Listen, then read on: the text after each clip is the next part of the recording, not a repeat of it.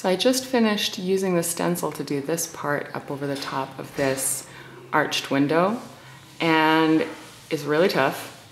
I freehanded a couple little marks up there with my paintbrush.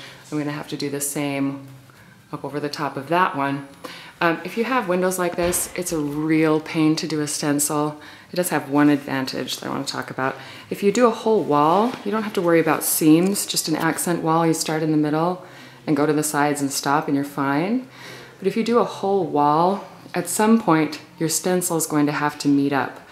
And if it meets up halfway, it's going to look like a big fat ugly seam. Now, because I have the chair rail on this side of the wall, this window goes from the top back all the way through the wall and into the wainscoting.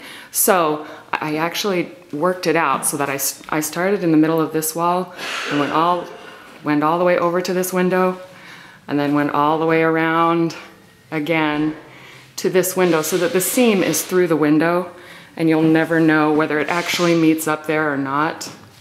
It just doesn't matter. You'll never be able to tell.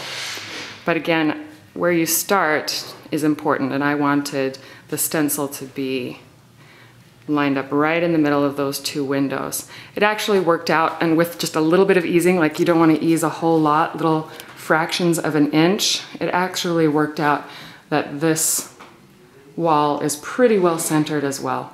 You can see that this one is the center over the top of those. And then the whole thing looks so symmetrical. And when I got to this wall, because I have the two windows to make seams, I started this one right in the center between those windows as well.